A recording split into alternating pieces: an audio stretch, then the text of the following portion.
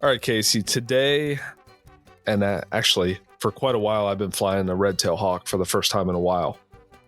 And when I pull that big girl out, everybody's eyeing the gear up. And first and foremost, they see those sexy little squirrel chaps that she's wearing.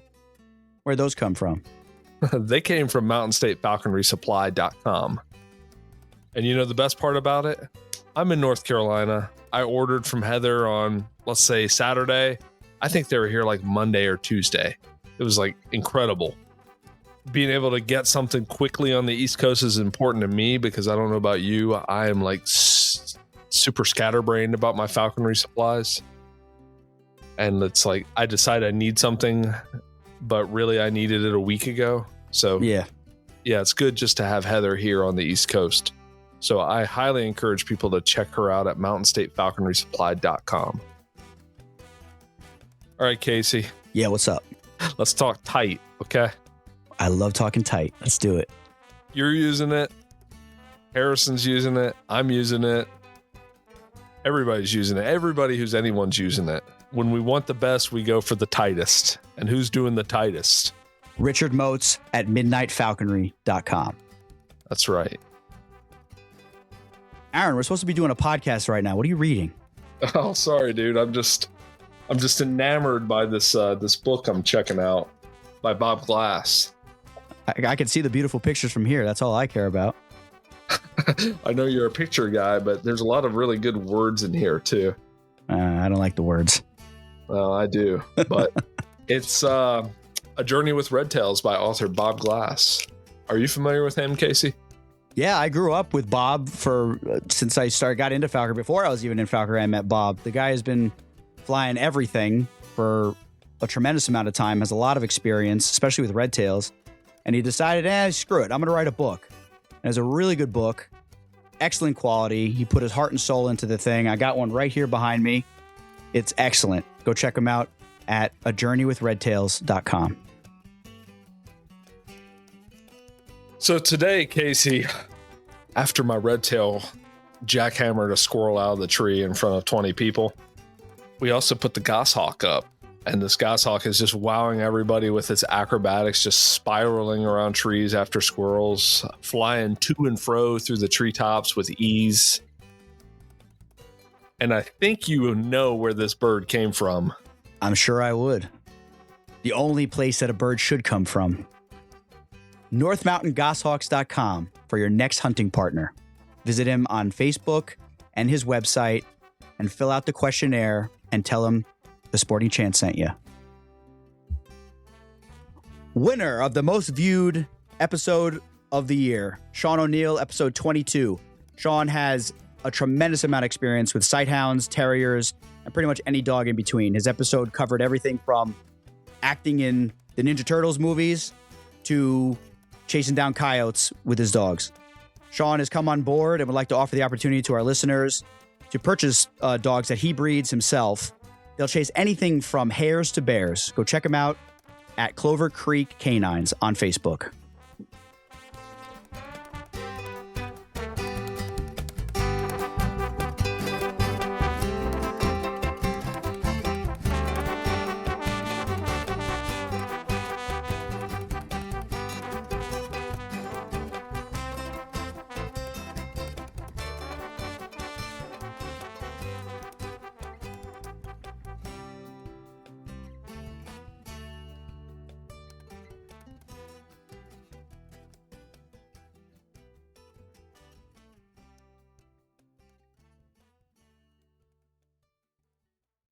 Hey, everybody. Welcome to the show. I'm Aaron Kincaid. I'm Casey Everett. And I'm Emiliano Gomez, and you're listening to the Sporting Chance podcast. Awesome. So, man, thank you so much for coming on the show. We've been following each other on social media for quite a while, I guess, right? Yeah. I started following you because I have always loved like the white goshawks, like the Albitus subspecies. Yeah. And you also have Winnie dogs. And I grew up with Winnie dogs, so they're a special place in my heart. Yeah. Oh, yeah. What kind did you guys have? Just like the regular kind. I don't really think they were like hunting lines. They were just like pets, but like the regular short-haired. Short hair. Okay. Yeah. And they were miniature, right? No, they were the big ones. Oh, they're full size. They were standards. Oh, Yeah. that's cool. I don't really know anybody that had any standards. I'm fascinated by them. Oh, they're really nice. Actually, here in Mexico, where I live, I think they're more common than the mini ones. Interesting. Where do you live in Mexico? I live in a place called San Miguel de Allende, which is right in the center. Okay. What does that mean? Does that mean something? San Miguel, it's like the Archangel Michael, like Oh, Michael with the sword. this guy right here. Yes. Yeah. Yeah. Good. He's my favorite. He's my favorite angel. Oh, he's the best one. That's why the town was named after him. Yeah, he's the coolest one. He's a warrior. Exactly. We need a falconer one. Yeah. Maybe when we all get to heaven, right? I hope so. Yeah. So, all right. So we have like lots to cover, and I'm having trouble deciding where to start. Our audience is all over the world, but Mhm. like I grew up in America. Like I had like a traditional American upbringing, Um, and Aaron similar. Well, Aaron was a little different. I think he was like eating possums and like doing different kind of stuff, but like, playing baseball and like Mm. that kind of thing is like American. So like, I was kind of curious, like Mhm. start from the beginning. like how before? Like Ye- how long? Well, just like growing, like if somebody Tell asked, us about the night you were conceived. no, I just mean Really, like, I don't know about that one. no, like, like it's fun because my wife is from Argentina, right? As you know. Uh-huh. She came here when she was like 11. So she remembers growing up there and the differences and, just the difference in the sockets in the wall to plug in your chargers was completely different. Just exactly. the culture was different. So it's like when she talks about it, like, it's fun to hear because it's completely different. Mhm. So I'm just kind of curious, like, how did you grow up? Like, you grew up playing soccer, going to school, Catholic school, like, talk about that a little bit. Yeah, I used to go to a private school, which is pretty common here in Mexico. Not really a Catholic one, just like normal school. Okay. And I had lived here, and I was born on the coast, in the Pacific coast, on a place called Zihuatanejo, which is like a really famous beach. And Beautiful. I moved here to San Miguel like 25 years ago. I'm almost 26, so pretty much all my life. Okay. And yeah, I growing up here was really nice. I was always like the weird kid that liked animals instead of soccer. Or yeah, it was pretty much soccer is like the big deal here, so everybody was into it. I was never really good at it, so I didn't enjoy playing it. So I was Right. always having weird animals in the house. I started off with tarantulas, snakes, turtles, all kinds of weird arthropods and reptiles. And yeah, that was pretty much my childhood. It was pretty nice. That's my And adulthood. Yeah, I was gonna say I got I got 3 box turtles on the floor here, and I'm feeding them as we speak. oh, that's wonderful. Little babies, yeah, they're eating. Yeah. Aaron bred them. Oh, nice. I didn't Aaron, know you guys had reptiles. oh yeah. I used to breed hognose snakes. Yeah, I had everything. Literally, well, I didn't have a reticulated python, but I had pretty much everything else as a kid. Okay, so my question, because Hmm? if you said you had a Colombian boa, Uh-huh. was it a true Colombian boa? Was it a red tail Colombian boa? I think there's two species there, the boa constrictor and the boa imperator. So I don't think this one was like a true constrictor like the red-tailed boa from Brazil or Guyana, stuff like that. Yeah, It was pretty similar to the Mexican boas, but a little bit brighter in colors. interesting. Yeah, because that's a big thing in the reptile industry is people at reptile shows like to sell, right, Aaron? They like to sell red tail boas, and they market them as true red tail boas, but they're just common. They're common boas, and when they're small, they have a brighter tail. Yeah, but after a while, they just become like regular brown. Regular brown, exactly. And people pay like $300 for it. It's like a very common, inexpensive snake. So Yeah. but cool. What kind of reptiles do you have where you live now, Emiliano? Like native Like, reptiles. Yeah, native stuff. We have, well, all sorts of kind of tiny lizards. I don't really know the species. We also have rattlesnakes, coral snakes, and like I think I think they're called pine snakes or gopher snakes. Those Gopher are snake. common, and also like regular black racers and stuff like that. Yeah. That yeah, it's a like pretty standard. We don't have like a specific type of reptile endemic to this area. We also have like mud turtles and yeah, pretty much it. That's super cool. Aaron, question for you is, and Emiliano, you may know the answer to this, because I've always been a little confused. Is a bull snake the same as a I forgot what Gopher snake. Gopher snake. They're the same thing, right? They're all Pituophis. Pituophis. Okay. Here, the one we have is called Pituophis depe. I don't know the kind that you guys have there. Well, I don't have any here. Oh, too cold. No, too cold here. You've got the northern pine snake in New Jersey, which is Pituophis. Oh, interesting. Same kind of genus, I guess. Yeah. The only scientific name I know for a reptile is Ractodactylus. Oh, I don't really know that one. Because it's fun. It's fun to say. Those are Those are the geckos from New Caledonia, right? Oh, okay. Yeah. Ractodactylus. It's fun to say. Cool, man. That's awesome. So it sounds like your childhood was very, very similar to a lot of falconers getting into the sport, coming up as a child, interested in all different kinds of reptiles, always playing with stuff, grabbing stuff we probably shouldn't be grabbing in the woods, or the desert, bringing it home. So then when did that kind of change for you into an interest in birds? Actually, I have always loved birds. Actually, I think more than reptiles. The thing is that I never really liked having cage birds because I saw it like kind of pointless. So yeah, I didn't really have birds in my childhood, only like perhaps sparrows or baby pigeons that I found on the road and I wanted to rehab at home. Most of them died within 2 days. Right. Yeah. But there's some success stories. And after that, I met a friend here in San Miguel, named Salvador Garcilita.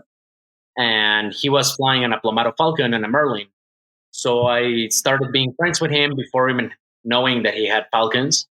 And when I found out, it was like, wow, how come I thought this was some medieval stuff from Europe, not here in Mexico? And I started going hunting with him. We used to go hunting bobwhite whale, and it was pretty fun. And after a while, I started like investigating and stuff, and I had my first bird after like around a year of only going out to the field with someone else. My first bird was it was a Passage American Kestrel, a female. I flew her like perhaps 3 or 4 months. And the first time I gave her a baggie, which for me at that time, it was like, wow, I'm doing this in a great way. She just took off and I lost her. And that was my first lesson in falconry. Wow. That's a hard lesson to learn. Yeah, exactly. So now, like, what are the regulations for falconry in Mexico? Well, the regulations here in Mexico are a lot different than in the States. Here, it's actually way easier to get a bird, which I think it's a bad thing because, for example, the only regulation that you have for owning a bird of prey is just like buying the bird from a breeder. You're not really allowed to take birds from the wild unless you are like a rehab center and you're going to release them back, which is most of the time never the case. So as long as you buy your bird from a breeder, it doesn't matter if it's a kestrel or a golden eagle, as long as you have the money, they just give you like whatever you pay for. And kind of like Europe, basically. Exactly. It's like the same as in Europe, whereas in the hunting regulations, it's a whole different story. It's more like a gray area, which nobody really talks about because they don't want it to be like forbidden or deeply regulated and stuff like that. Basically, what most falconers do, or I think should do, is like just to start doing the same as the normal hunters, like for example, respecting the quail season or the rabbit seasons and stuff like that, which are published by the government every year. And yeah, the problem is there are some species that are not even considered as like if they are forbidden to hunt or if you are allowed to hunt, or it's just like a gray area. For example, in invasive species like house sparrows, pigeons, grackles, and stuff like that, it's just like It's not legal, but it's not illegal too. Right. Because I see a lot of guys in Mexico. They catch. I'm not trying to put anybody like on blast, and I think it's cool. I think it's awesome. But I see a lot, and you caught a couple, like some like egrets and great blue herons. Yeah, actually, the egrets, it's really weird. I found out like a year ago that the cattle egrets are actually protected in the States. Yeah. Or something like that. I think they're in a migratory bird treaty, which Mexico is part of. So I don't really know why, but the Mexican government classifies them as pest birds since they arrived from Africa all the way to South America and they made a way here. So people here, sometimes the government even pays people to go and do bird abatement for cattle egret nesting sites and stuff. So it's something really weird because technically it should be legal, but it's like legal to do so. So I'm not really sure what happened there. Interesting. And great blue herons are one of the shady parts. Right. Yeah. I accidentally caught a great blue heron last year with my goshawk. Oh, and, wow. I think a lot of falconers have. I caught one. Yeah. I think because I used to hunt a lot. Right now, there's like a big thing here going on in all the lakes and rivers that I was flying in that birds are dying. I thought it was some like avian influenza or botulism or something like that. I'm starting to be a veterinarian. I'm almost finished. Oh, so awesome. Some tests with the pool and stuff and the quality of the water. We still haven't found anything, but most of the water birds are dying off. So I prefer not to hunt them this season.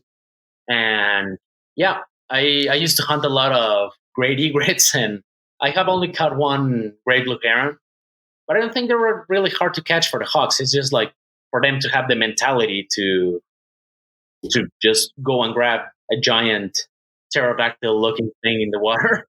Yeah.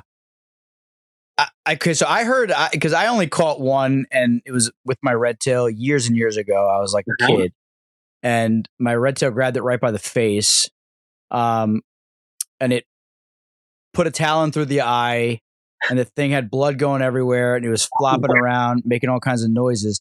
And I immediately pulled, because I was like nervous, because here in the States, they'll like put you in jail for stuff, Yeah. So I was nervous, and I called NAFA's lawyer, a friend of mine.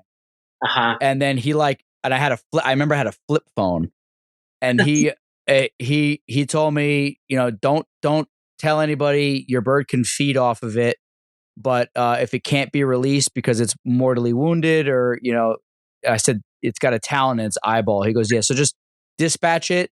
Your bird can eat off of it, but just leave the carcass where it is, and you're legal. And I was like a kid. I was like 16. How old do you need to start falconry in States?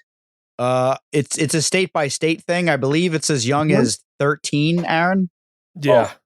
Maybe 12. No, I think it's 13. I think it's 13. Yeah, I think it's 13. So that was my only experience, but I didn't get to experience the question that I'm leading into, which is, I heard that they'll use their beak as a spear to defend themselves, and that can be very dangerous. Yeah, I have never heard of anyone. Everybody talks about a heron or a great egret killing a bird, but nobody really knows where it happened, how it happened, whose bird was it. But I remember one time I caught I was flying my birds, I think on jackrabbits, and she went off to a stream and just landed. It was a female Harris hawk, and she just perched in a tree in a tiny pond beside the river, and she just took something from the river. It was a great egret, and they just fell to the water, and she started floating on top of the egret, just floating off with the current. So I just took a dip into the river. The river was really nasty and dirty, but I was swimming there, and I caught my bird by the talons, actually, and it was attached to some part I didn't really see with the murky water to the egret. And after that, I saw like a white snake coming out of the water, and it was the egret's head, and it hit me in the eye. No way! But not really in the eye. It was on top of in between the eyeball and the eyelids. So nothing really happened. But oh my God, you got lucky. If that hit a bird in the head, I wouldn't be surprised if it killed it. Right. Yeah, they're pretty strong. Yeah. So it was trying to fight back, and it was attacking Exactly. you. Yeah. Most of the time, the hawks grab them by the head, so they cannot really defend themselves. But Right. as long as the head is like free, they're gonna defend themselves with the beak as if it were a spear. Yes. Okay. So I heard that. So yeah, it's very interesting because I know guys who hunt sandhill cranes, which is something you may have. I don't. I have never seen one here. I think they are in the northern part of Mexico, like perhaps 400 kilometers away from here or something like that. Okay. I have zero experience with them other than seeing them like on people's lawns, when I was traveling around.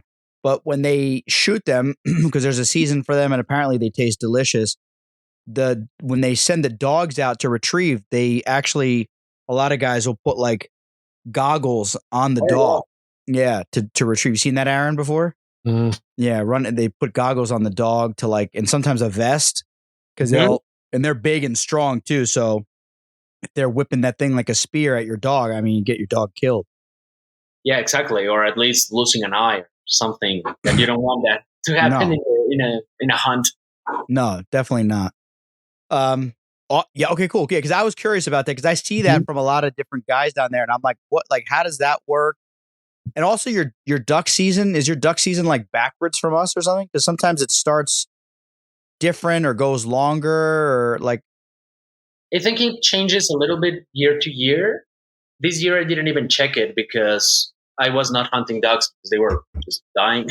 Right. But I think it's pretty much the same season. I don't know if for you guys it changes by state, Yeah. but I think it must be pretty similar. Here it changes by state too, but it's like 2 days difference. So yeah, it's normally in the winter. So I think it's around the same as you guys hunt ducks. Okay. Yeah, because I know guys up like in Alaska and like Mhm. the northern states, their season is ending while ours is just starting down, Yeah, it you makes know. sense because well, they breed there and they just come back.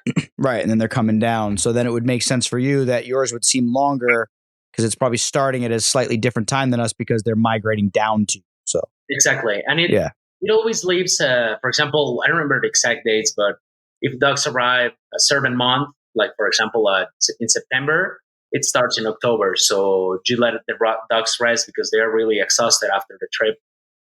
Right. And what ducks do you have breeding there in that where you are? I mean, I'm not like the biggest waterfowl expert. I know we got mallards, wood ducks. I'm sure like on the coast, there's all those coastal like shovelers and Hmm. those tricky looking funny, ducks that I don't know much about. Yeah, I've never seen like black because we get black ducks too, and a lot of people in other parts of the country don't get black ducks at all. They're like they say because I am involved in waterfowl, but not enough to like know too much like I should. yeah, But like when my bird went on a tear catching, I think we caught more black ducks than we did mallards one year, and people were messaging me like crazy, like, "Oh my gosh, I can't believe you caught a black duck!" And I'm like, "They're everywhere." Like I don't know why it's that big of a deal. So I've never seen a black duck nesting. hmm, And I think they're more of a coastal bird, and I'm not exactly sure where they nest. Um, but yeah, like pretty standard. Well, for us, I guess it's pretty standard, yeah. like mallards, wood ducks, like nothing fancy that I know of. Here I have only seen like the ducks breeding that I have seen here in this town in San Miguel are only Mexican mallards, like it's called Anas diaci. It's like a regular mallard, but they both look like females. Oh, interesting. Mhm. And that's the most common one here. And after that, we get all sorts of ducks. Yeah, I'm sure. Yeah, at the end of the Yeah, migration, you're getting all kinds of stuff. exactly. Yeah, which is fun. It is super neat that they come down all the way from like Canada, all the way over the United States, and then into Mexico, and sometimes even further than that. It's crazy. Yeah, what I have never understood, especially in birds of prey, for example, American kestrels. I think in places like New Jersey, they must migrate south because of the snow. Yeah. And I don't know why here they come during the dry season when there's nothing to eat in the desert. Right. And after the rains start, they just leave, which is when we get actual rodents and small birds nesting in the ground and stuff like that. So I don't really understand why they go back. It's interesting. Yeah, Yeah. I'm not. sometimes when topics like this come up, I'm slightly embarrassed because I feel like I should know it. And I don't know the reasons why. You know what I mean? Like, Aaron, do you know? Like, because I really don't. I'm far from a duck expert. That's really all there is to say about that. All right. Okay, so let's rewind the tape and go back in time. Uh-huh. So you flew a Kestrel. You don't have to say where you acquired it, but so you flew a Kestrel. Yeah, I did. Took off on you. Yeah. Pretty standard. So there's no apprenticeship required at all. No. It's recommended, of course. If you ask every falconer, they tell you to at least go out with some falconers, get to know what you are actually getting into, and start with someone that you see competent and stuff like that. But legally, you can just go and buy the bird without having any experience. Nobody's going to ask you where the bird's going to be or what are you going to use it for or something like that. Right. So if you're going because you guys, so this is the other thing, because you don't fly goshawks, right?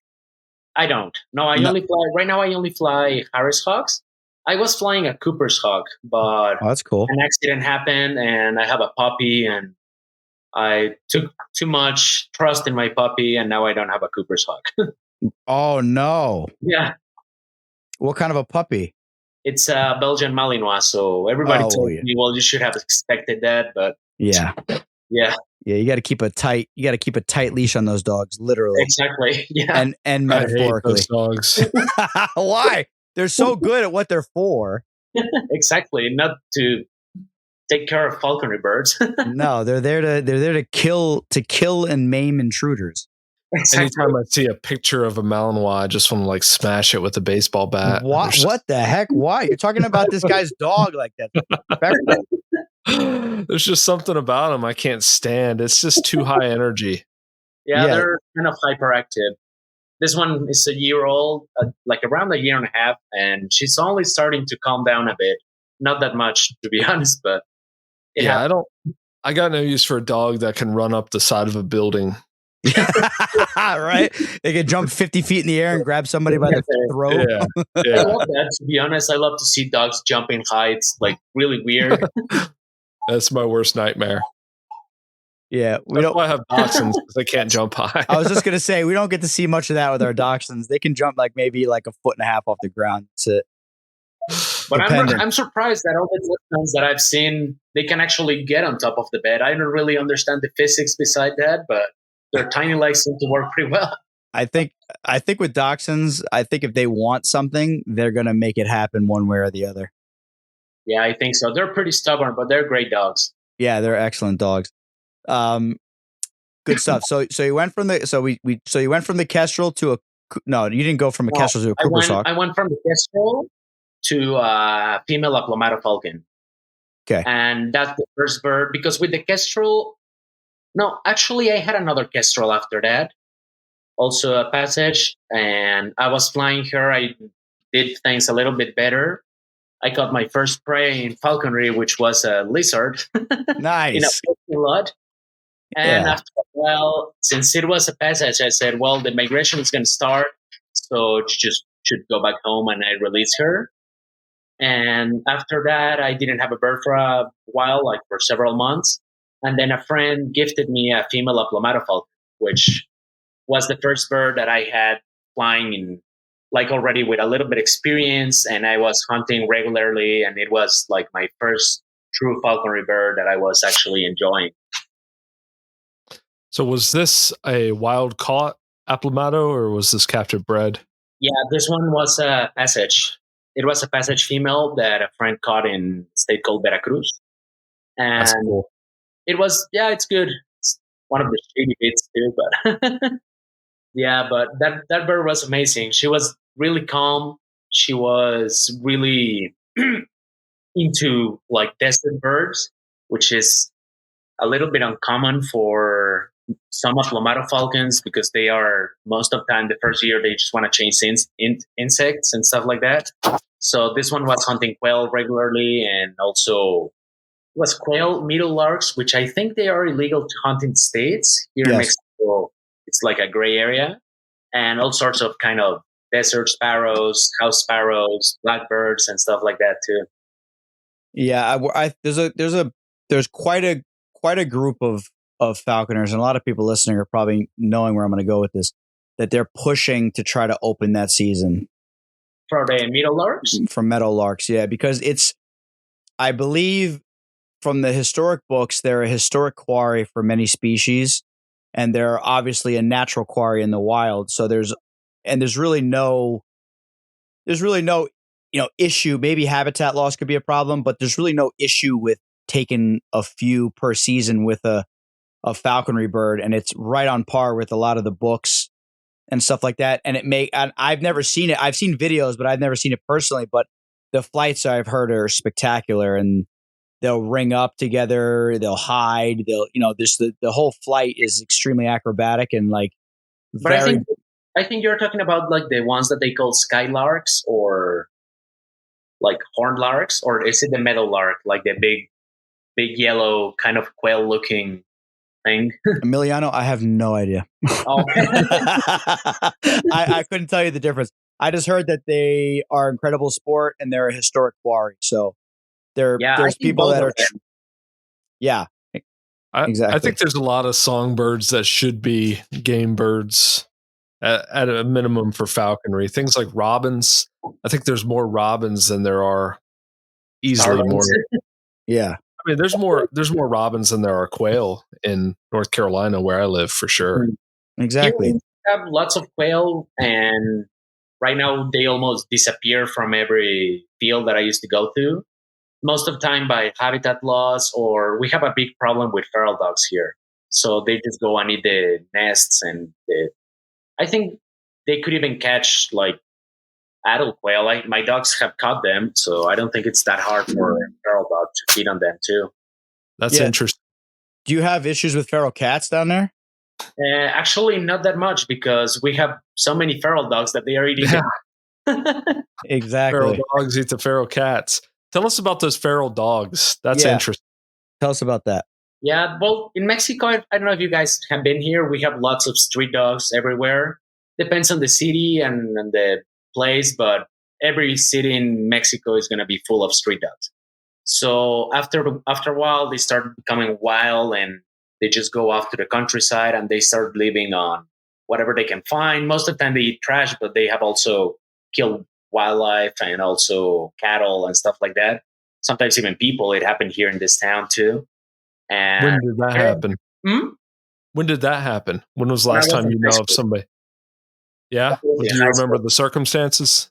Yeah, it was a guy, like a really old guy that was walking. No, like he was running all the time besides like a circuit in my high school. And one morning he got attacked by a huge pack of street dogs, and they ended up killing him and eating him. So yeah, they're a pretty big problem here in Mexico. And for falconry, sometimes it's a pain in the ass to have feral dogs here, because if you have dogs in the field, they're going to get chased by the feral dogs. Your bird might be at risk. There's lots of stories of birds being killed after catching a rabbit or something. The dogs hear the noise and they get there before you. So it's a pretty big problem.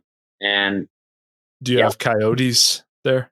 Coyotes, we have some, but actually the feral dogs are the ones that occupy that niche here, and they are driving the coyotes away. Interesting. Is it common for people to shoot the feral dogs? It used to be way more common before when I was a kid. Right now, it's like a really taboo thing because of like people saying, "Oh no, poor dogs! It's not their fault that they ate that baby in the street," and stuff like that. Right. So yeah, it's mostly because of people's opinions, but I think it should be done. And also, as a veterinarian, I say the same thing. They are not really having a good life in the wild. They mostly live less than a year, so they just keep reproducing, and that's why there's so many of them. Mm-hmm. Yeah, it's probably a big problem for people's pet dogs. Yeah, you said if you're out in the field with your dog, I'm sure feral dogs are a huge nuisance. But I could imagine somebody letting their pet dog out and feral dogs coming along and killing it. Yeah, it has happened a lot here. It's pretty common. I have big dogs, so I don't really have that issue most of the times, but I have been chased by feral dogs several times while flying my hawks. Really? Yeah. Can you tell us just one memorable story of a situation like that? Yeah, I remember one time I was in the field. We were hunting jackrabbits, a friend and I. Oh, sorry. And yeah, it was pretty fun. We used to go in the middle of the desert, just leave the car there and start walking. This guy had a Ford Explorer without the roof. That they put like a NASCAR cage in it, so it was a pretty weird looking car, like a homemade Jeep. And we used to put all the dogs there. I had a German Shepherd and he had a pointer. None of the dogs knew what they were doing. They were just following us. And we were hunting with two Harris Hawks, two females. And one time the pointer was completely crazy and he was running all around the truck while we were like just getting out. And after a while, I hear him crying, and there's like 50 feral dogs attacking him at once. And my German Shepherd went and grabbed one by the neck, and she started getting bit too. So this guy and I, we put the hawks in the boxes, and we just went there super fast in the truck. The dogs jumped on the truck bed, and we just ran off from there because it was completely packed with feral dogs. I mean, we think we have it bad here sometimes with random people just showing up in the field and asking questions. And it's like, dude, you could get killed out there if you're not careful. Yeah. Well, it's not really that common, but it has happened. I have been attacked by feral dogs perhaps, I don't know, probably more than 10 times. Wow. I have never been bitten because I know how to manage the situation and stuff, but it can get dangerous. If you get scared and you see dogs coming at you and you just run off, you're going to get bit for sure.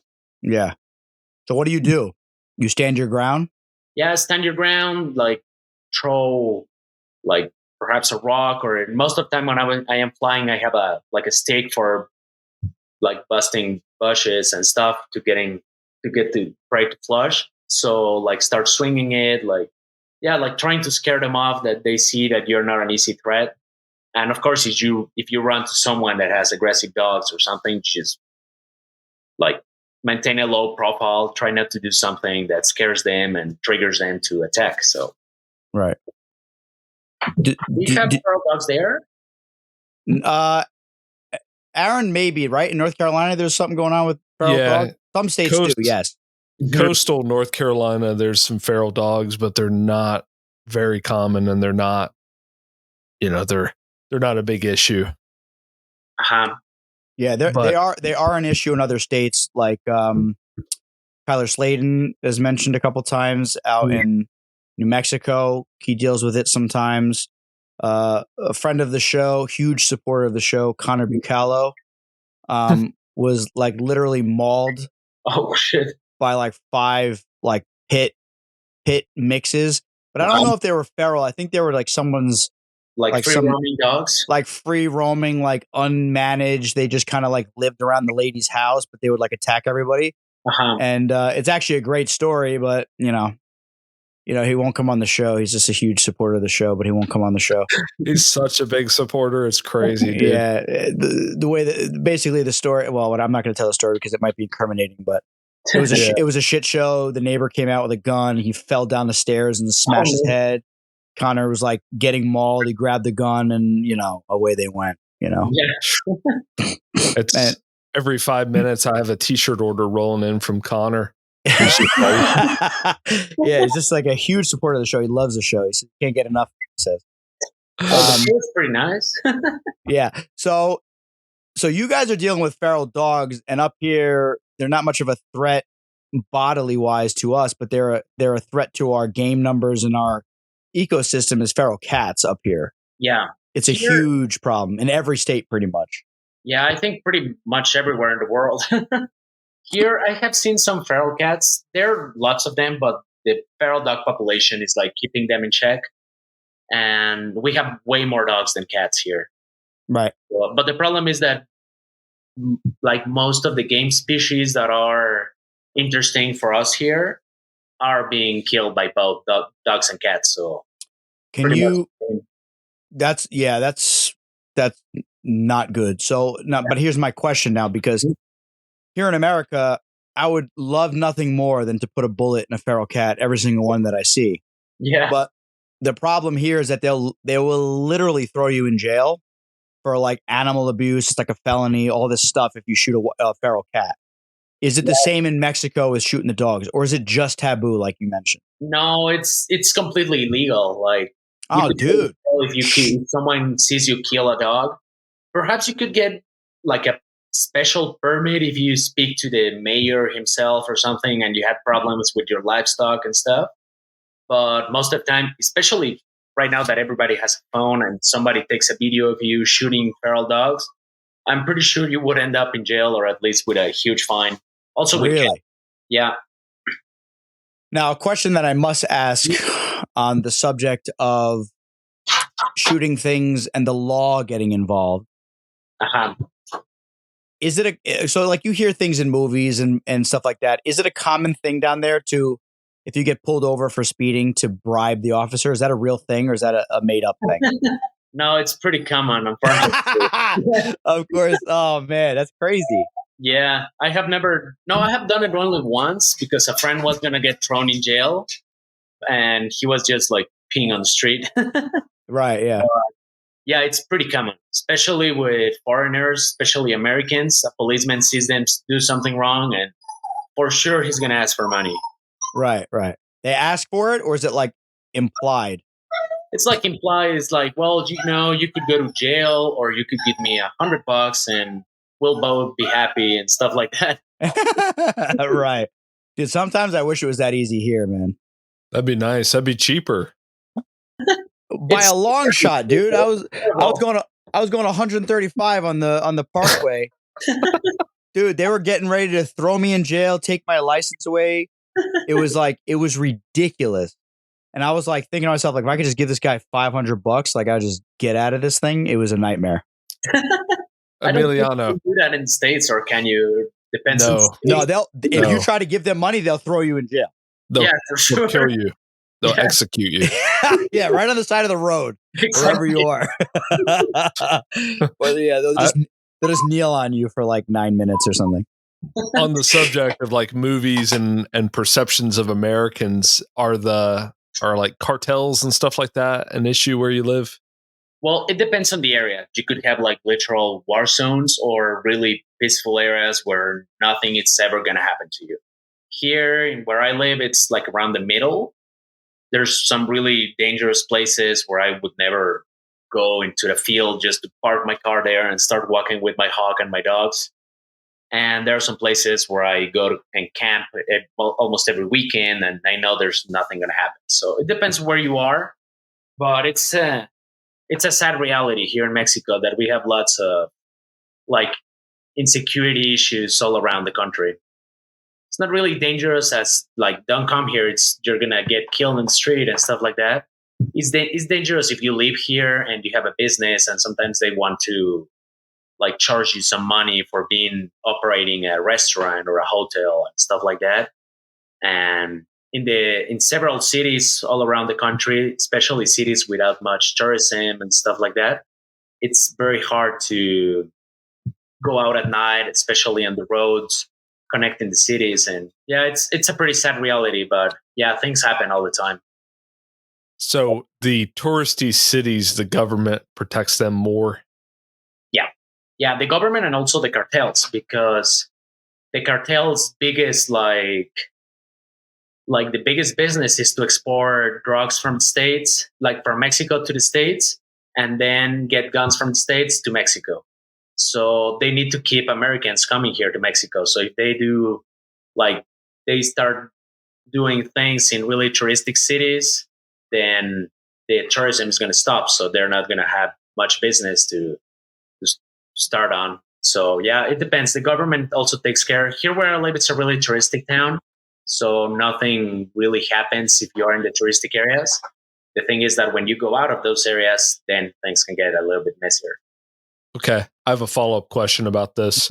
Have you ever found a dead human in the field while hawking? Not that I know it was a human, but I was actually we didn't really know at that time, but there was a place in Celaya where Paco is from, Paco Rojas. Shout out to Paco, my boy. And we used to go there all the time, every weekend, to fly our birds. And it was truly a paradise. It was in the middle of nowhere in a city called Celaya, which is really dangerous place. And there were millions of jackrabbits. We would see like 75 every time we got out. One Wow. morning. Wow. It was the place where everybody hunted. Like, no matter how hard your bird sucked, she was going to hunt something there. Right. And after a while, Paco told me, oh, we shouldn't come here. It turned out to be like I don't know the name of that in English, like where you just dig a hole and throw dead bodies over there to Like a graveyard. Exactly. But Jeez. I guess it had something to do with the jackrabbits. So That's scary. interesting. yeah, it was pretty weird, and we lost one of the best spots that we had to go fly. Because of that? Yeah, because we just found out that, and we said, well, it's not really a place where you want to be going every weekend, and perhaps we'll find the guys throwing the bodies one day, and we didn't want that. Yeah, then you'd be joining that body. Or the guy. Right, exactly. In the hole. Now, what if you, I don't know, I'm always trying to like be not like diplomatic and like work some make some sort of an arrangement. So like, what if you found them and you're like, listen, I'll look there's jackrabbits here. I just want to fly my birds. I know that you guys got to do what you got to do. Right. Business. Just let me fly my birds. I'll look the other way. Just let me, I'm sure they'd love that. To be honest, I think falconry is not really common at all in Mexico. So I think they would be pretty freaked out and perhaps ask you for a photograph of the birds and stuff like that. With their kids and stuff. I don't think you'll have an issue as if you were doing something. For example, if they see you shooting at the jackrabbits, they would see a weapon and go crazy. But with birds of prey, I think people would be more surprised than angry.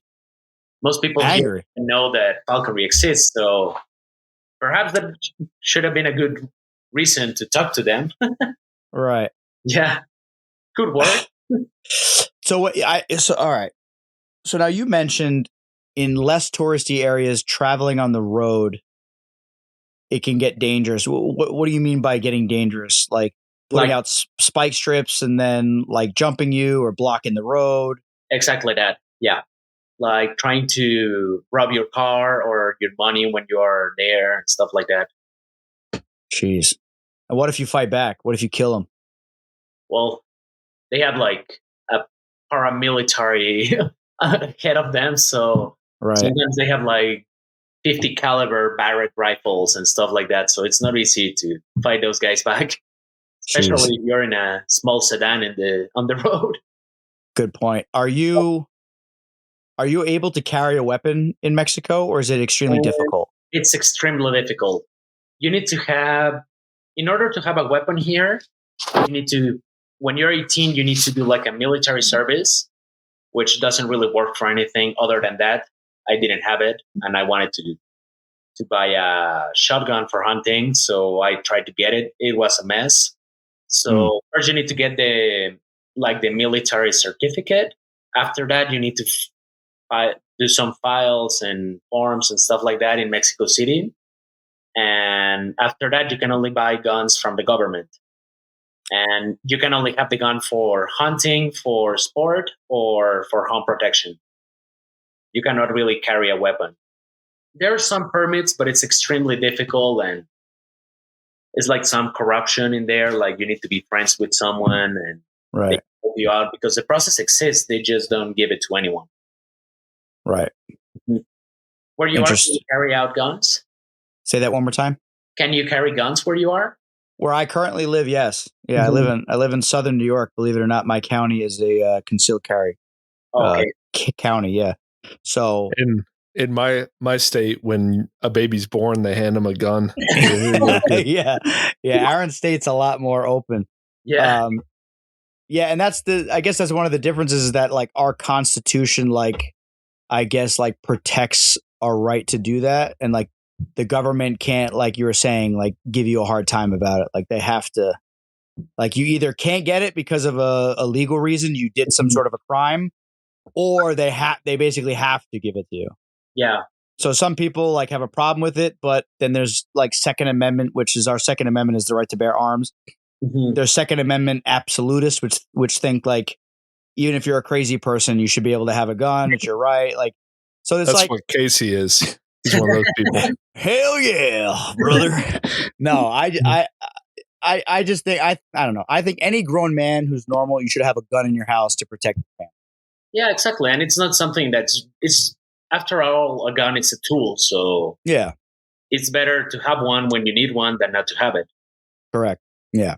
So that's my thought on it. But yeah, I know in other countries it's a lot more difficult. In Argentina, same thing. It's like impossible. Same kind of thing with the cartels, and they're cleaning it up now though. Uh-huh. Are you familiar with the new president in Argentina? He's a really funny guy. He's a funny guy. Yeah, he's a funny guy. But when he was with the chainsaw and in the Congress. yeah, he's a crazy individual. But my wife, her entire family lives there, so listen, he's a crazy guy, but he's literally cleaning up the entire country. Exactly. I mean, people aren't getting robbed anymore. Like the guy from El Salvador.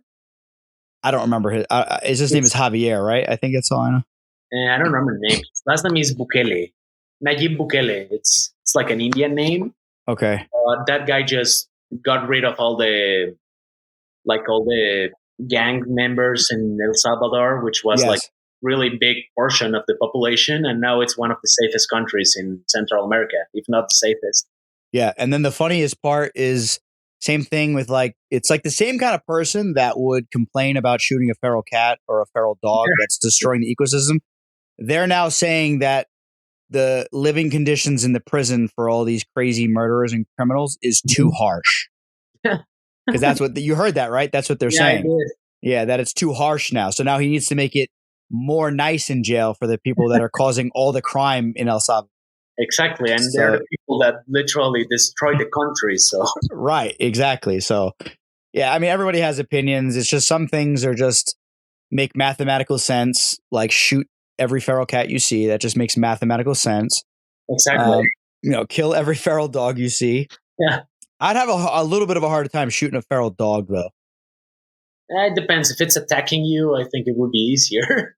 If it's attacking me or one of my dogs, I had to backhand this guy's dog like 3 weeks ago.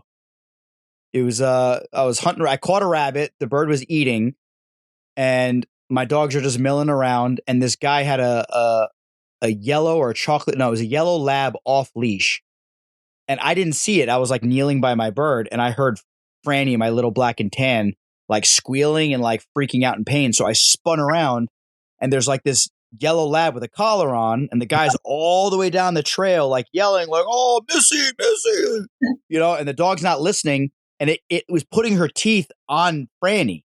Oh, like testing, like it wanted to grab her, but it didn't know if it should or not. Uh-huh. So then I ran over, and I the dog backed up, and then I pulled Franny and I was on my knees. I pulled her under my chest, and then the dog came in again to kind of grab her. Yeah, dude, I just, without even thinking, I just like somebody owed me money. I pimp slapped that dog. I cocked back like this and just backhanded that dog in the face. And then it squealed, ran away with its tail between its legs, peed all over the ground. Oh no. And then I said, it's okay, come here. And then it came over, started wagging its tail, and then it was licking me. And then Franny thought I was smacked it again. No, it was like a really weird situation. And then the guy was like, he was one of those like a hipster guy that wanted to be mad at me for some reason, but he knew he had no argument. Exactly.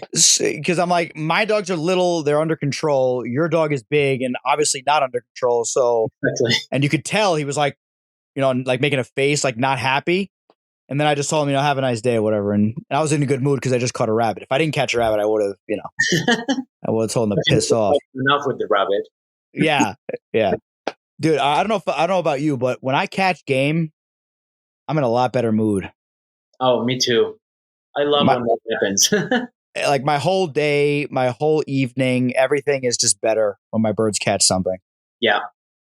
Right now I'm training a female Harris hawk that a friend gave her to me. This one was parent reared, And I was flying her last season, and the thing is that she was chasing a cattle egret, and she fell. She just stood in a tree, and after a while, a tractor came like plowing a field, and it was completely full of cattle egrets, like following it, eating all the worms and stuff. Right. And she just flew to the tractor and landed in front of the tractor, and she got run over. What? Yeah, she grabbed a cattle egret in the air, and they both fell right in front of the tractor, and this thing that's like plowing the field just passed through them. And I was completely like, it was really dusty, so I couldn't see much, but I was completely terrified because I just saw my bird get run over. And actually, she broke her wing, and she had her wing like facing the other side, and she was trying to bait towards the cattle egrets that were feeding there. So she didn't really find out that she had a broken arm, well, a broken wing. Of course, I rushed to the bed. We did surgery and stuff, so I had to stop the season, obviously. And the bird really didn't like catch much game. She just got like 2 rabbits and 2 cattle egrets, and that's it. And right now, I'm just starting to fly her again, and she has caught her first 2 jackrabbits and several more stuff. So yeah, it's pretty nice, especially with a new bird or this bird that I had to rehab. It's a pretty good feeling to get a bird actually hunting what you want to hunt and nice flights and stuff. Yeah. What? So I'm having deja vu about that, by the way. What? I want to ask him if he did the surgery himself. I'm thinking the bird getting sucked into a combine. I'm having deja vu. Have we not heard that before? It sounds. Well, yeah, I guess it was a combine. It wasn't cutting. It wasn't cutting crops. It was just cutting grass, or what was it cutting? It was like, for example, you have all the dirt there, like the soil, and it's making the lines on the fields. Oh, it's tilling. It's a tiller. It's tilling the soil. Yeah, exactly. That's so crazy. That's even worse, man. Those giant blades. Actually, I went there to grab my bird, and the cattle egret that she caught was like only some feathers, and the feet were coming out of the ground. She was completely buried there. No way! Oh my god, it's crazy. Yeah, did you pull it out? You should have taken it out and take a picture. No, I was too scared for that. My bird had the wing facing the other direction. So, yeah, it was a pretty shitty day, but now it's a funny story, especially because the bird is fine. So it's a nice story to tell, and a lesson not to release your bird next to tractors. Well, you could release your bird anywhere, something will happen. I mean, something can happen anywhere. Yeah. So, did you count that kill?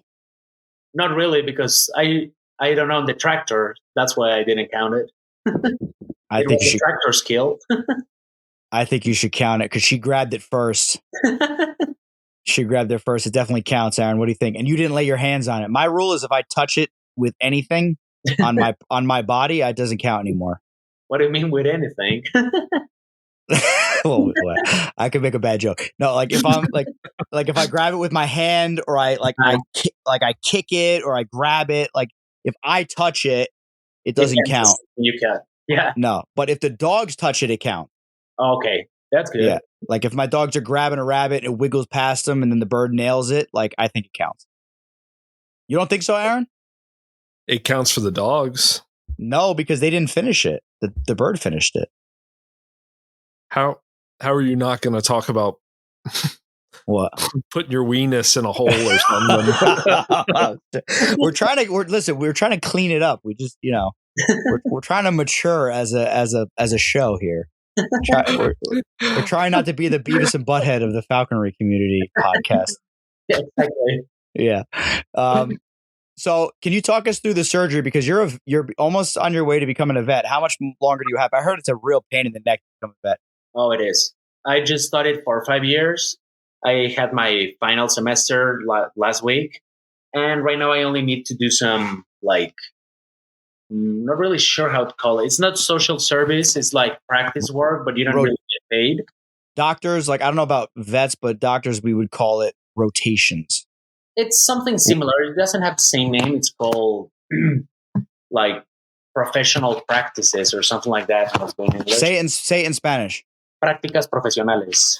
Yeah, practical professional. Like, yeah, exactly. So yeah, I just need to do that, and then I'm gonna do a like specialization in something, perhaps in horses or perhaps in birds, and after that, I'm gonna be free. Free like a bird. Yeah, if you do birds, then I'm gonna annoy you. My bird's making a noise. So now when the bird got damaged, because we have to talk about it, because it's something. I had a red tail. I went on vacation. I left it with a friend of mine. He's a great falconer. There's no shame in what happened. He had it in a beautiful flight chamber.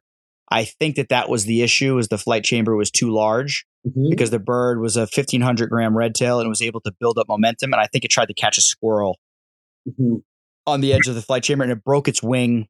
Oh no! Right there, right above the joint. Oh, like a quarter of an inch above the joint. And the most dangerous place to break it. Exactly. So she's at like a nature center now, living out her days, or at least that's what I was told. She's probably dead. In a farm far away, having the best life. Yeah, right. Yeah, going to the farm. And is that a saying in Mexico too? Yeah, too. Here it's really common to go to fairs and carnivals and stuff like that, and you would see chickens, like little tiny chicks, sometimes painted in different colors, and they would just give them away. And everybody had a tiny chicken, like especially a blue one or something like that. Right. And they all went to live on that farm. Right. Okay. Got it. So it crosses cultures. Yeah, we have that too. Yeah, we had a rooster that would attack every single person in our neighborhood. And my dad, when I was a kid, my dad took it to a farm. I think he just chopped its head off in the backyard.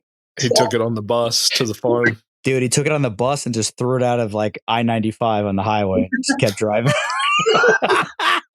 Dude, listen, I made that joke in the previous episode that my dad would drive a bus for 14 hours a day, literally, like sometimes 16 hours a day. Like, no joke. He would be home for like, the guy would leave the house at 4 a.m. and come home at like 12 o'clock and drive the bus. Don't blame him. Shout out to Mama Sue. Just kidding, Mom. But he was a good dad, because he would stop the bus. Like if it was the wintertime and he saw a bee's nest, he would stop the bus, jump out, run over, cut it down, like in the winter where there's no bees in it or whatever, and he'd put it on the bus, bring it home to us. And I remember we had all these bees nests and birds nests, because he was always on the road, so he would see stuff and bring it home to us. And then we we were homeschooled, so my mom would like, that's all I know is like bees nests and birds nests. That's all I learned. Can't even read. Can't have a boy, oh boy, can he tell you about a bee's nest? Yeah, pretty much, bro. Don't ask me to read nothing, bro. I'll forget. I'll be like bird. So yeah, that was a joke on a previous episode. But I want to. So my bird is possibly living on a farm, possibly there, but it could not be operated on. It already fused together. Okay. So they'd have to re-break it, reset it, and there was no guarantee. It was going to cost me like $4. So yours was a fresh break. So what was the procedure to get that repaired? It was, I don't really know the terms in English for this. And I will try to send you guys the pictures. Yes, please. And everything.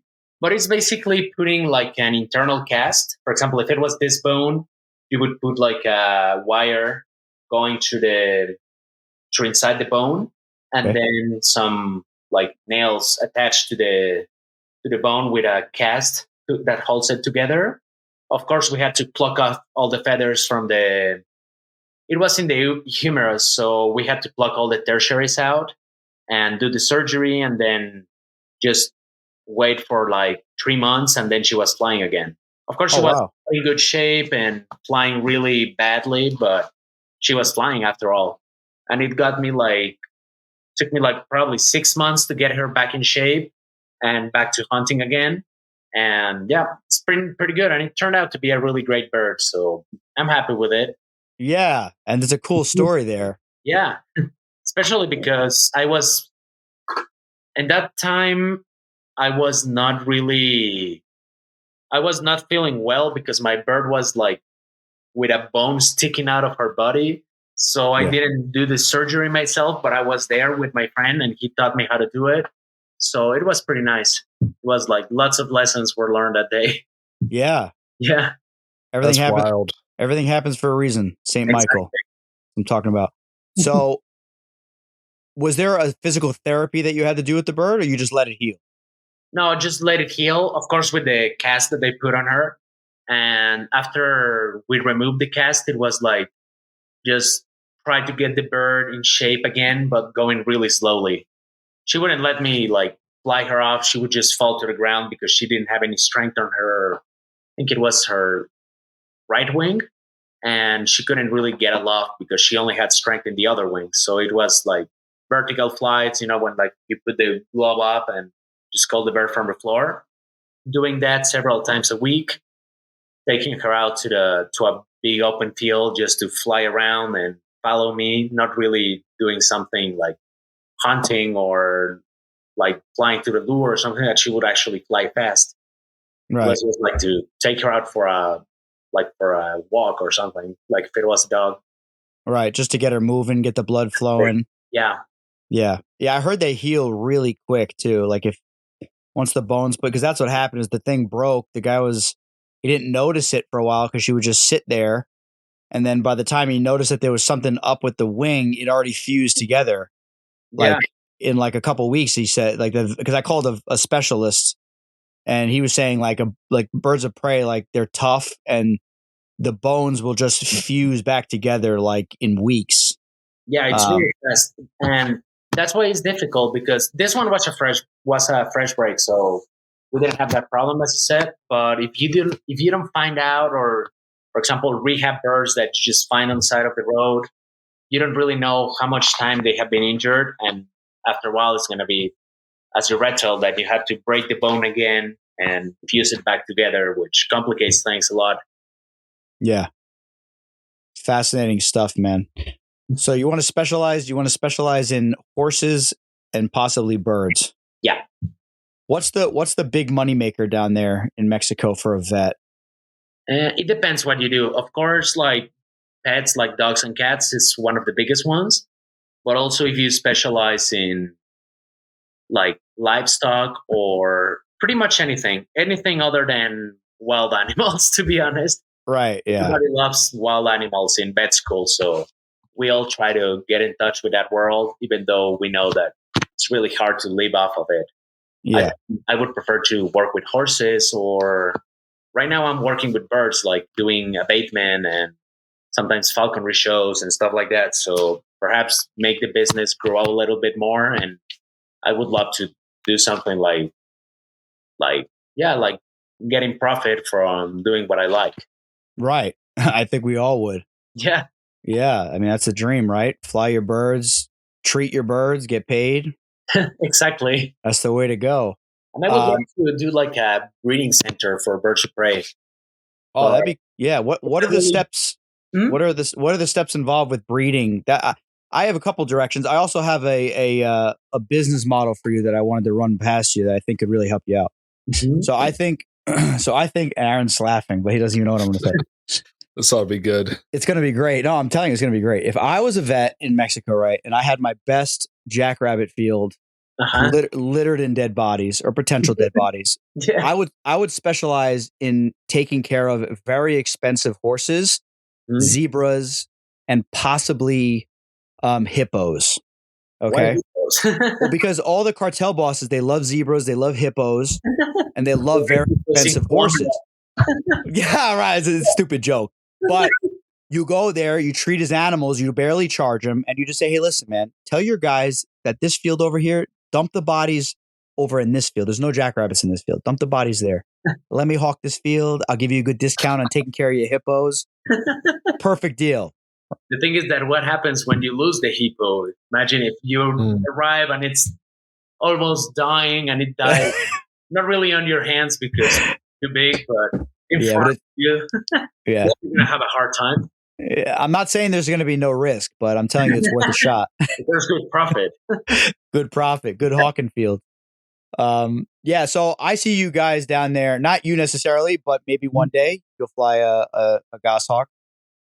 You guys down in Mexico, I mean, it's the videos that the Mexican falconers put out, your stuff, other guys I follow a bunch of Mexican falconers, and it's some of the most top-notch falconry that I see on a daily basis. I'm talking because with goshawks, you can't fake it. When your birds are fit and on point and they're flying ducks down I see flights all the time from they're like 400 or 500 yards. Yeah. And they're flying these ducks down and catching them. Like, you guys are really kicking ass in Mexico in terms of your falconry.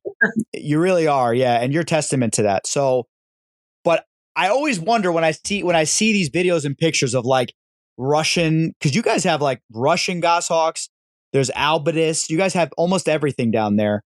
Actually, like, in goshawks, I have never had goshawks before. I would love to, but they're crazy expensive here. Right. I don't think we have albidos. How expensive? And like around, not really sure. I haven't checked because I feel poor every time I check that. But like in between, like say $3,000 to $5,000 American dollars. Yeah. Ooh. Yeah. So they are like in between that price. Like the cheapest ones for like around $3,000. The most expensive ones $5,000. How much is that goshawk board for you guys? For example, if you buy it from a breeder.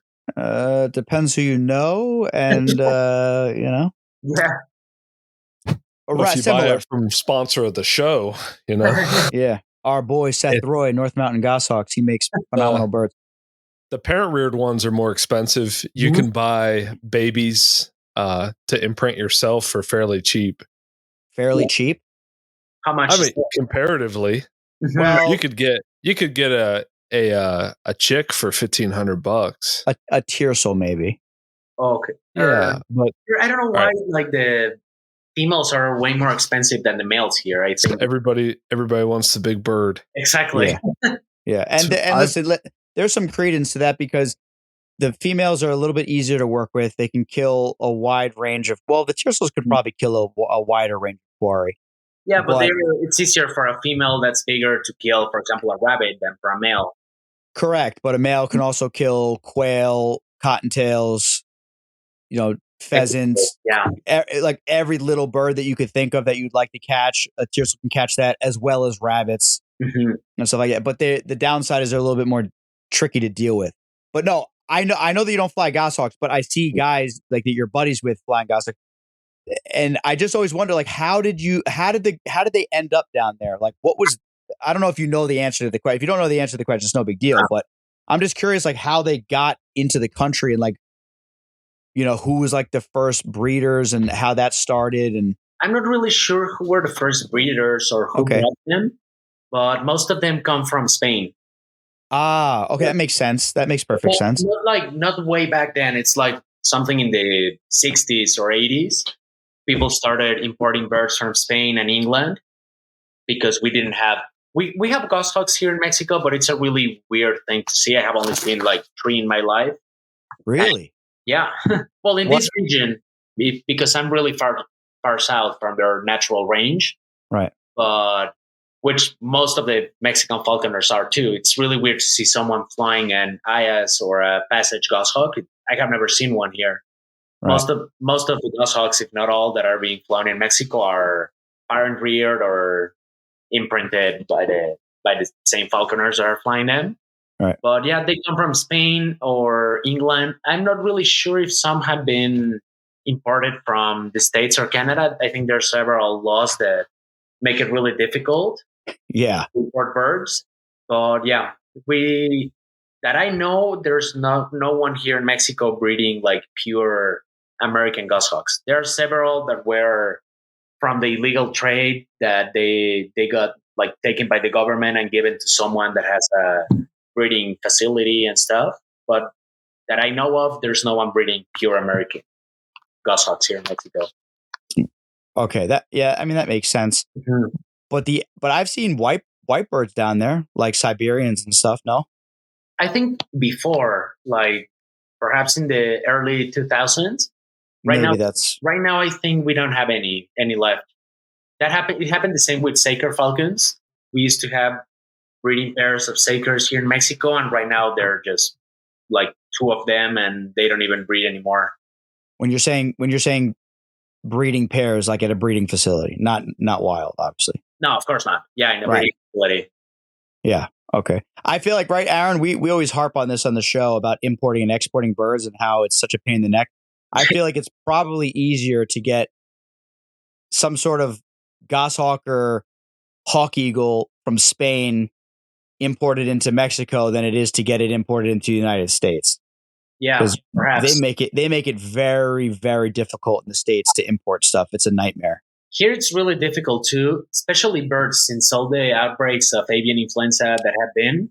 Right. The laws are made for chickens or parrots and stuff like that, not really for birds of prey. So since we need to dress up birds of prey like chickens. Yeah.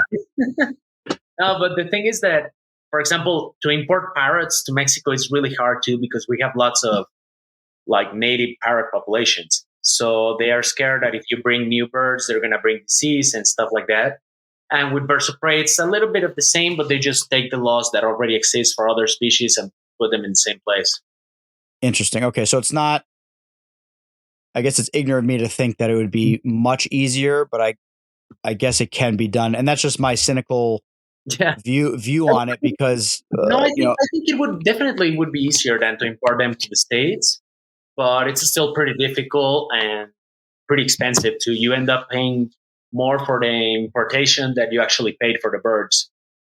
Right. Yeah, that seems to be pretty common. And then in the States, you have to pay for the bird up front, and then it's over a year process before the bird ends up in the States. And then when it's in the States, it has to be quarantined. What is it, Aaron, for like 6 months? I don't think it's that long, but it is months. It's months that your bird. So if I bought a fresh chamber raised hawk eagle from, Britain, I wouldn't, if I bought it tomorrow, I wouldn't get it until next year. And then God knows what happened to it in that time frame. And then I want to work with it and get it to breed for me. And the thing's traumatized from, living in a cage for a year, living in a cage, like with people that are maybe not the best trained to, to work with it. It's the same. Almost nobody imports birds to Mexico because of fear of that you're going to end up, I'm not really sure how long the quarantines are, but you need to do a quarantine before exiting the country of origin. And it's, for example, let's say that it's 2 months there in Spain. So the bird is going to be apparent reared alone in, like, I don't really know where, perhaps in the airport or in a wildlife facility for 2 months. Then it takes the plane, and then 2 months here in God knows where. Right. And after that, the bird could have died, the bird could have gotten stolen or just set free, and many things could happen. And it's a really expensive, or of course the bird's going to be traumatized after that too. Yeah, right. Because people grabbing it, throwing it in a box they don't really care, that they're not trying to breed it or work with it. They're just like trying to move it on to the airport. So they're going to grab it with a net, throw it in a box. We're trying to figure out, and it's not like we're doing anything like, me and Aaron with the show, but we have friends of the show that are very involved with breeding and importing, and we're trying to figure out ways to maybe streamline the system more, to maybe bring in some fresh genetics from other countries. But yeah, it's a nightmare, man. No matter what, no matter how you slice it. Like to import to the States that you don't have there. Maybe to bring like new genetic. Like how much time do you got? Saker Falcons, from a friend of the show, Saker Falcons, there haven't been any new blood there really hasn't been any new blood of much. No, really. There have not been, words are failing me right now, but there's been hardly any importation for a long time. Because the federal government makes it so hard. Yeah, there's a lot of birds that we would love to have. Benelli's eagles, hawk eagles, different types of goshawks. Yeah, African black sparrowhawk. Oh, those are really nice. Yeah. There was someone here in Mexico that wanted to import them, but the process was really a pain. and they ended up being really expensive. So there was not really a market for them. Right. The process, and he ended up not doing it. But it was a shame because it would be really nice to have those birds here. Yeah, and I feel like down by you, they'd be a pretty good quarry, very good bird for your area because of it's a little bit warmer. They're more They're of a adapted to that climate. I think they would have a bigger issue up north and in like a place with snow and stuff. yeah. I would still do it anyway, though. Yeah. One time I worked with a friend in Canada. I was doing bird abatement, and we had 2 Harris hawks. I was in Vancouver. Those poor birds were freezing all the time, and Vancouver is not really the cold part of Canada. Right. And these poor birds were always shivering, and they didn't have a good time at all. And I see my hawks here, and they look way happier than the Harris hawks I've seen flying in the snow. Oh yeah, Harris hawks belong in nice warm climates, chasing stuff. They don't belong in the snow and sub-zero. That's why I love goshawks because it gets so cold here, and I like getting out in the cold. But hey, Emiliano, you never mentioned anyone flying a red-tailed hawk. Does anyone do that down there? It's weird because actually red-tailed hawks. Some falconers are going to hate me for this, but some falconers in Mexico flying a red-tailed hawk, it's like seen as something that normally people that don't really know what they're doing are trying to do falconry and stuff.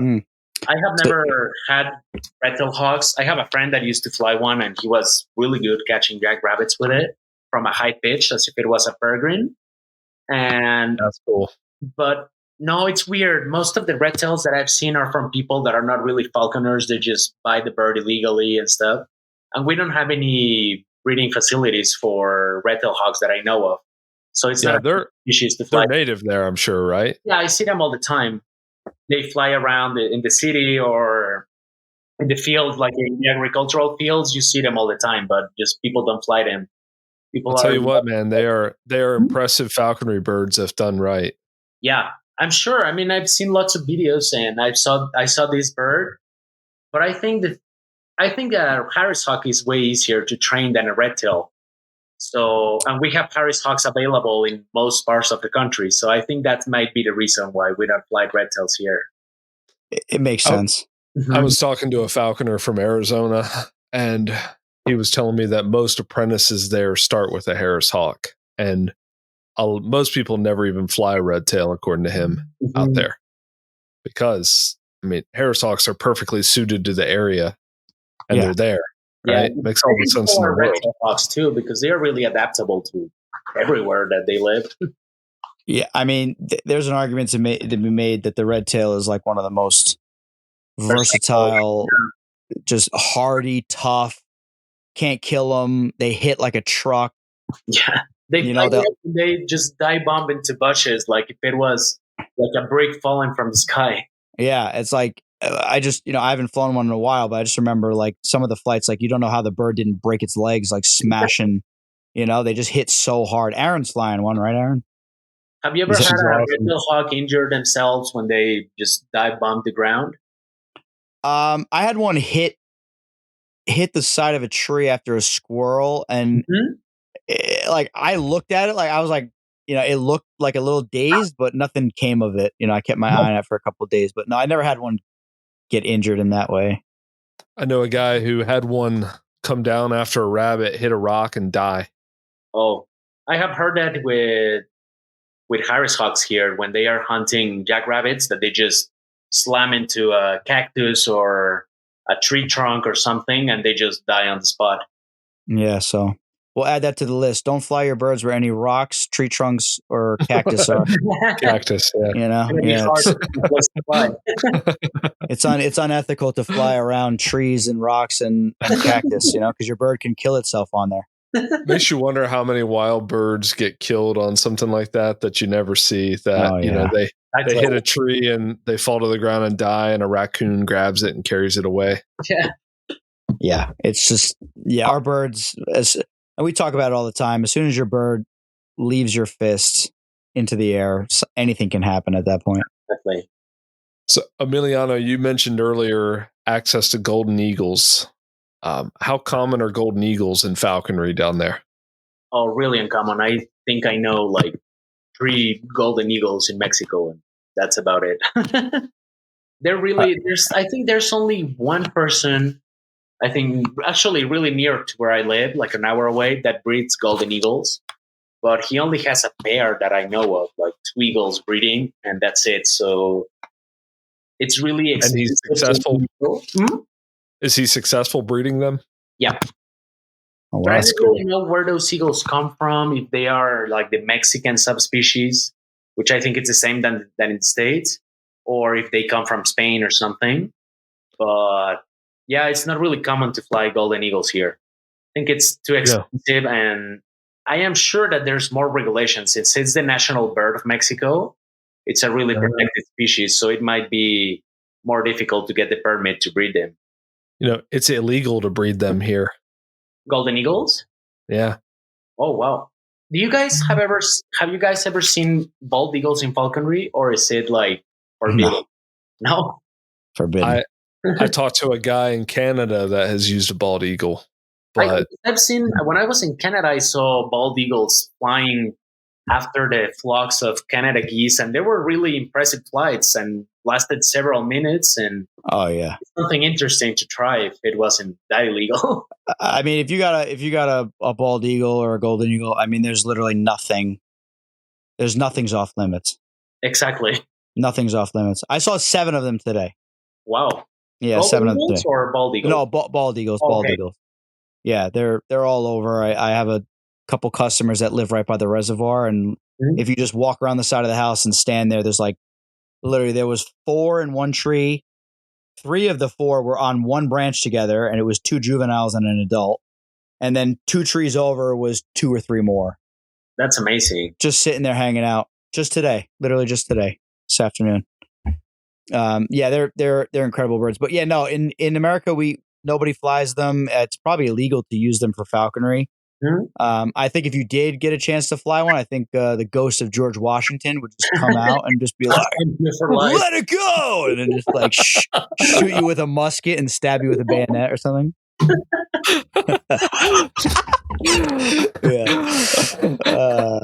Yeah. Drop that bird. And the bird just goes. The bird just does the red-tailed hawk scream and flies and lands on the ghost, and then they both just disappear. Anyway, where the hell did that come from? Just a stupid joke that crossed my mind, and I didn't filter it enough. I just started saying it. Oh man! So Emiliano, I have a couple questions for you. Sure. Is Paco's a good falconer? Yeah or no? Depends who asks. Now he's a great falconer. He's a great falconer, and he's a great guy too. I think I'm gonna see him this week to go and fly the Harris Hawks. And yeah, he's a great falconer and a great friend. I'm really glad that you guys got in touch and got to fly together. It was really nice. Yeah, he's such. I'm telling you, he came to the New Jersey. New Jersey is a state in the U.S. and he came to our New Jersey falconry meet, and he was the star of the whole meet. There was like 250 people there. Oh wow! Everybody just wanted to hang out with Paco the whole time. And I mean, talk about cultural differences, man. He's in my truck. Yeah, I shouldn't even say this. He jumps in my truck and he's like he's what like falconers, dude. I don't care if you're from Mexico, I don't care if you're from Ethiopia. We all have we all are like the same. He gets in my truck, he's all pumped up, he's excited. He's like, where are we going? What birds are we flying? Who's flying first? We're driving the field. And then he just, dude, it's not stereotypical. It's just awesome. Dude, he just pulls out a cooler just filled with freaking Coronas, bro. Oh, yeah. That's dude, here. Dude, yeah. No, it is here too in certain senses. But like in the US, like if you get pulled over and you're drinking, like they're arresting you and you're going to jail. It's a $10,000 thing. Yeah. But like he didn't care. And then it was so funny because he rubbed off on everybody. Yeah. And then everybody was drinking and dry. It was awesome. It was so awesome. But I remember one of the good buddies that comes to the meet and he kills a lot of game. He's just like, we're ripping it down this dirt road and he's got the Corona hanging out the window and we're like, yeah. And then dude, we just had a great time, man. He was the star of the show. And then they announced they gave him like when they went up to do like the meet presentation and stuff and get everything started. They like honored him at the meet, because he came the furthest technically. Okay. from Mexico, and we were all, they were honored to have him there. I was honored to have him there. And yeah, any of you guys that come up, you're more than welcome. You just Oh, thank you. You're welcome here too. yeah, I know, I know, and I'm planning on getting down there. The only thing that bothers me is that Mhm. I'd love to bring my own bird and fly with you Oh, yeah. guys, but that's like impossible. No, It's impossible. Yeah. yeah, I wish it so was possible, and it's also I wanted one time I was gonna go to a place called Los Cabos, which is in Baja California in the peninsula, and I wanted to take my bird because there's like a literal rabbit and jackrabbit paradise, and we were gonna stay in a really nice house on the beach and stuff. But it was impossible to put the bird on a plane and have it like being sure that it was gonna arrive alive, so I couldn't take it. So yeah, right, traveling with falconry birds is really hard unless you're doing it in your own car. dude. Unless we plan it out Mm-hmm. and we wait because Trump's not in yet, so we could go to the border. I could sneak across with my goshawk. Dude, we'll catch a bunch of jackrabbits and quail, and we'll have a freaking party, and then I'll scoot back over before Trump gets in office and close the freaking border up. You know I what? think that's a great idea. You knew a falconer in Canada, which of course I'm not going to say the name, that he bought some birds in the United States and he brought them illegally to Canada. Oh Because no! there were some, I think they were, no, I think it was the other way around from Canada to the States. There were falcons and sakers, and just put them on a high pitch and call the other guy in the other field across the border. Well, throw the pigeon, and the falcon would just fly to the other end of the border and land there, and he was just getting them in his car. That's awesome. That's hilarious, dude. Dude. We could do that. We'll go at the border. We'll meet like down. Yeah, like You just got- say you- hello from the other side. Just swing the lure. She'll come right over the fence, and then I'll go. I'll check in. I'll walk in. Yeah, I'll get my passport stamped. I'll meet you guys up down the street, and then we'll just hawk. And then I'll run back across, and then Yeah. I'll swing my lure, and you fly her back Exactly. over. it's a good plan. I think it's so stupid that it could work. It could definitely work. There's no Yeah. way it couldn't work. And I think if a policeman sees you, he's gonna be so confused and not know what you were Yeah. doing. So I don't Yeah. think we have an issue. Exactly. Donald Trump Jr. is a big supporter of this show, so he's gonna tell his dad. Yeah. I think Trump would let it slide. His name? Yeah. So- No, he's we flew. I flew hawk. Oh, yeah, with, I saw you guys flying with him. yeah, we flew. How was it? I mean, a lot of people don't like Trump, but Mhm. I will say this: that his son Don is like a real deal hunter, Mhm. and he loves what we do. He's a huge supporter of falconry. So that's a good thing. That's Yes. some good news for the falconry community. Yeah, you know what I mean? Like, I have my issues with them. There's many issues to be raised, but he's all about hunting, and that's what we're all about. So I'd rather that than somebody who's anti-hunting getting into the office or being close to the president. Aaron's laughing and smiling. Emiliano, do you know what alt-right is? No, oh my God. Yeah.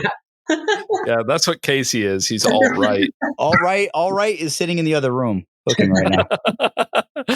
Hey, My wife. I've got a question for you. Are you a member of NAFA? And no. Okay. No, I'm a member of let me look at the new card that they gave me. It's this one.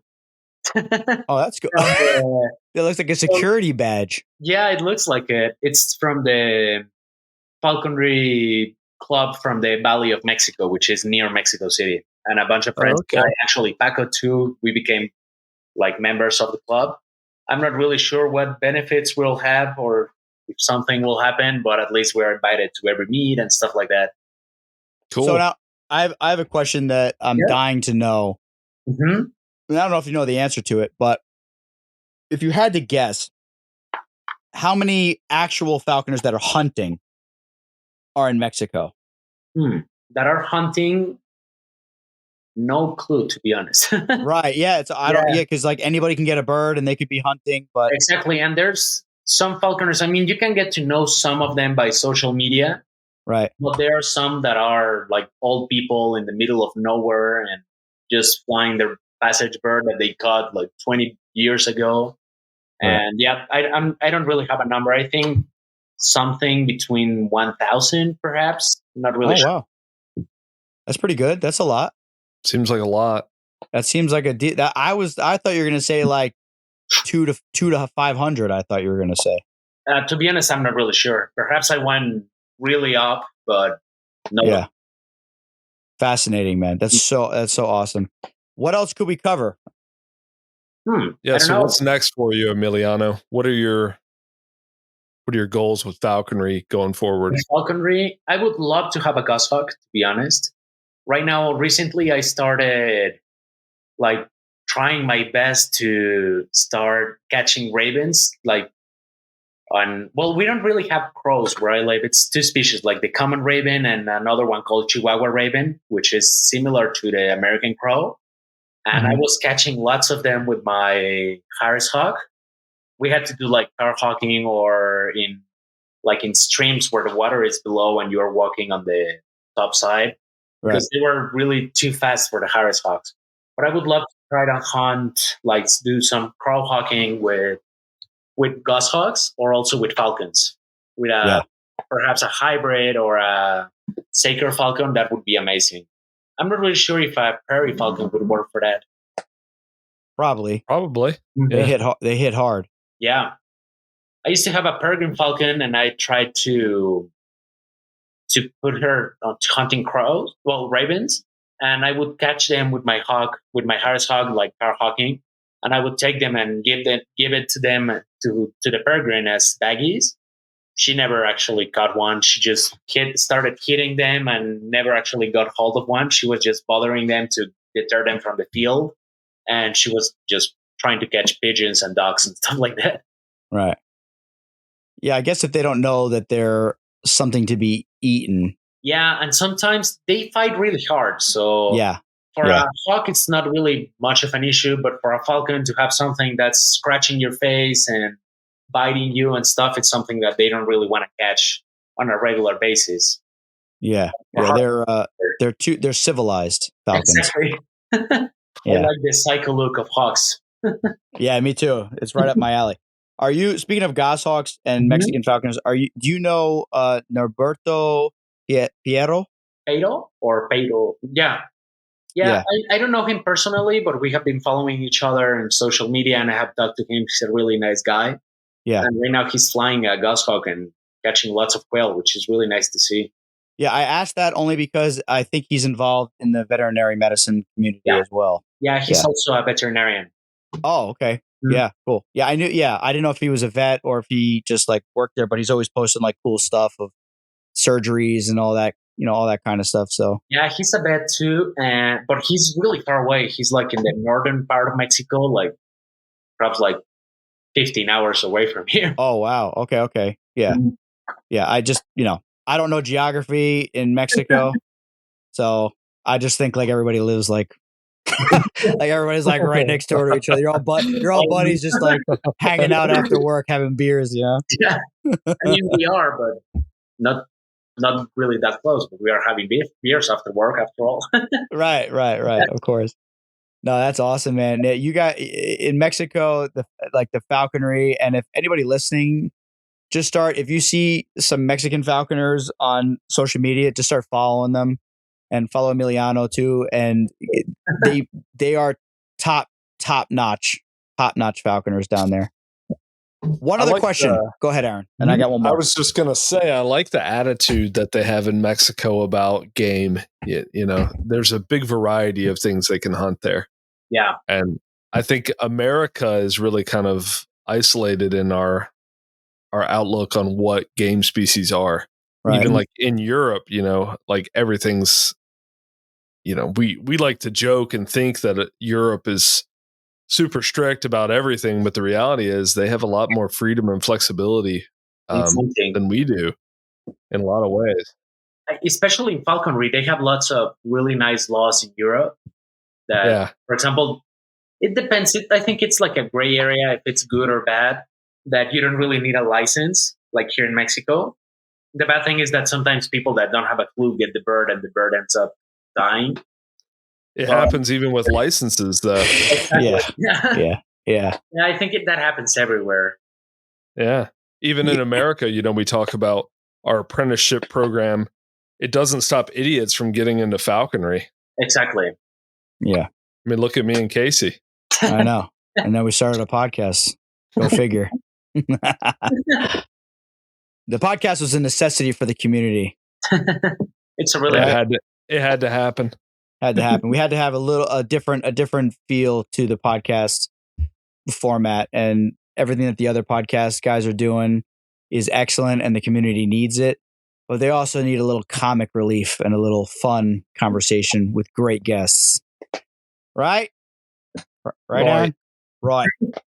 So now my last question, and I feel like it just might be a rabbit hole, or it might just end with a simple answer. Mm-hmm. You have a lot of photos with you and horses and falconry. Is that something you do on a regular basis, or is that like a one-off thing? It's something I used to do it way more often. I hate the only prey that I have ever caught with my hawks on horseback was a squirrel that was inside one of the horse barns. That's the only prey I have ever caught. One time I caught a jackrabbit, and it was really far away, like almost a kilometer away from me. I just grabbed my horse and started running like crazy in the field. My horse got spooked by something. I didn't really see what. And I fell from the horse. I hit my head and I was just laying on the ground, hearing the jackrabbit scream, running around with my hawk on top of it. And when I arrived there, I stepped on a cactus and I fell down again. And I hit the jackrabbit and it got away from the hawk. So you got to try again. That was like, it was a really funny story because it was like the first date I had with a girl in there. And I said, well, you're going to see something really awesome. We're going to go hunting on horseback and stuff.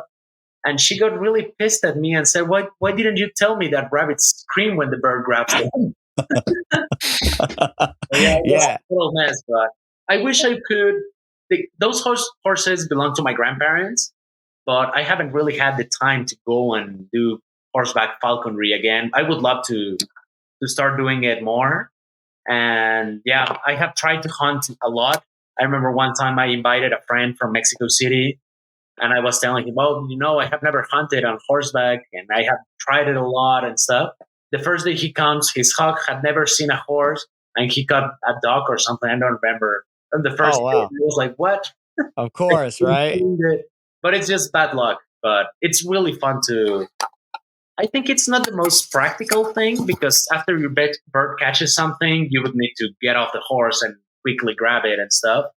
So, yeah, it's not really effective, but it's amazing to do it. I mean, you were describing some of those earlier slips with the feral dog potential and stuff like that. Like to get there quick on a big animal, it might help to get there quicker and intercept, and then you could train the horse to stomp the feral dogs to death. So that could always work. Yeah. The only thing is that I always tell my friends that my falconry dream in Mexico is to have like one of these small Mongolian horses and an eagle and just go out and hunt feral dogs outside of the cities. Oh, that'd be cool. That would be nice. Perhaps it should be legal. Well, it could be legal. I'm not really sure, but just don't tell anybody. You'll be fine. Just don't tell anybody. Yeah, you could definitely pull that off for sure. Yeah, would be nice. And if you ever get caught, your eagle was going after a jackrabbit, and then it saw that dang feral dog and went after it. Exactly. Yeah, there's always an excuse for everything. Exactly. Everything is just I'm a rehabber. I'm training the bird to fly, or I'm retrieving my bird. I'm so sorry. I'm on your property. Yeah, there's always pull that off. Like, you know what? My bird, it's a bird that I am training and it escaped my house and it has this GPS on its back and I just found it here. Could I just go back to my car, please? Yeah, right. Yeah. There's always a way out, usually. Exactly. Guys, I'm running out of battery. Yeah, well, we're just about ready to wrap it up, so that works. What is there anything else you want to say or cover or funny stories or anything like that before we close up? I think we're good. Yeah. Okay, great. All Yeah, right. thank you guys. Where can we find you on social media? I'm on Instagram, and it's pretty much the only social media that I use. I also have my Facebook, but don't really use it that much. So on Instagram, I post sometimes pictures of my life and stuff, mostly falconry stuff. Good. Great. Okay. And it's just All right. it's just Emiliano Gomez. No, it's Emiliano GOCL. Okay. Yeah. So go give him a follow, everybody that's listening. Thank you guys. Yeah, man. Thank you for coming on. This was a pleasure.